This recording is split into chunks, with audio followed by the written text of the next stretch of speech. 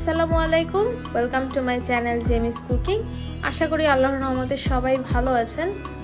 আজকে আমি আপনাদেরকে দেখাবো এই গরমে, প্রচণ্ড গরমে আপনারা খুব মজার একটি রেসিপি কিভাবে খেতে পারেন আমের ফুলি দিয়ে। আজকে আমের ফুলি দিয়ে অনেক সহজ একটা রেসিপি আপনাদেরকে দেখাবো। আমাদের শরীয়তপুরের ভাষায় আমের ফলি বলা হয়, আপনারা চাইলে আমচুর বলতে পারেন। সাধারণত কাঁচা আম শুকিয়ে তারপরে এই ফলিটা বানানো হয়।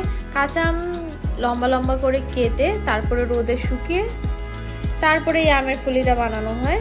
এই আমের ফলি দিয়ে আজকে আমি আপনাদেরকে খুবই সহজ একটা রেসিপি দেখাবো। তো আর বেশি কথা না বাড়িয়ে চলুন দেখে নেওয়া যাক কিভাবে এই সহজভাবে আমি আমের ফলি দিয়ে রেসিপিটি বানাচ্ছি। প্রথমে এখানে আমি নিয়েছি 1 কাপ পরিমাণে আমের ফলি।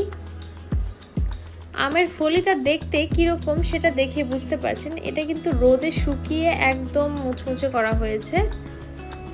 রোদে শুকালে কিন্তু পরবর্তীতে শক্ত হয়ে যায়। ছোট ছোট করে কেটে তারপরে এগুলো তৈরি করা হয়েছে।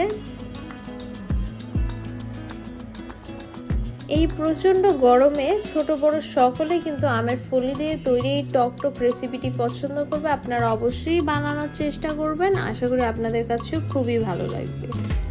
তো এবার এই ফলি আমি একটা বাটিতে নিয়েছি। এখন এই ফলিটাকে পানি দিয়ে ভালোভাবে কচলে কচলে ধুয়ে নিতে হবে। কোনো প্রকারের যেন ময়লা না থাকে এরকমভাবে ধুয়ে নিতে হবে।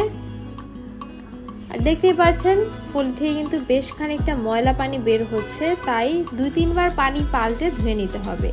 তো আমি এবারে 2-3 বার পানি পাল্টে তারপরে ধুয়ে নিয়ে আসছি।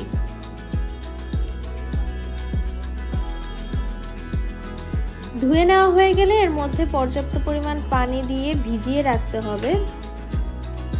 একদম ডুবো পানি দিয়ে আমি এই ফলিটাকে ভিজিয়ে রাখছি। আপনারাও ভিজিয়ে রাখবেন, প্রায় 3-4 ঘন্টার মতো এগুলোকে ভিজিয়ে রাখতে হবে। ভিজিয়ে রাখলে একেবারেই নরম হয়ে যাবে। তো এই পর্যায়ে দেখতে পাচ্ছেন ভিজিয়ে রাখার পর এগুলো কিন্তু একদম দ্বিগুণ হয়ে গেছে।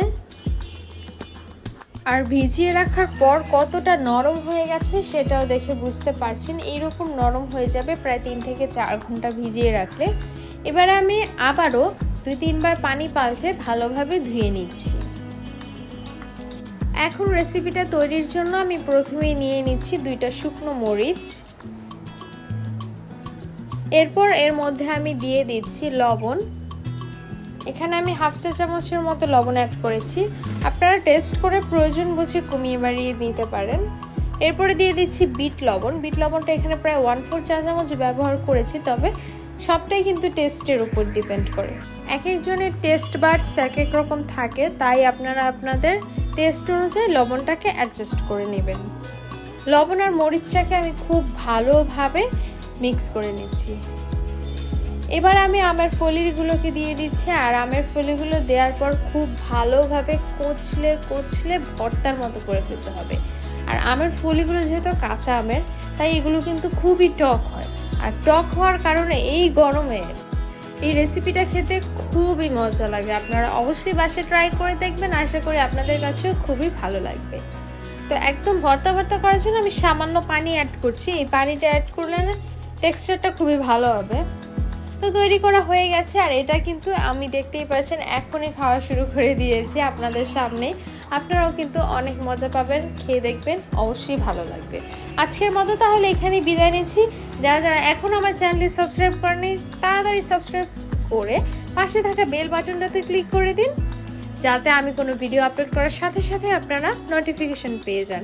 এরকম ছোট ছোট সুন্দর সুন্দর ইজি রেসিপি পেতে হলে আমার চ্যানেলটা অবশ্যই সাবস্ক্রাইব করুন।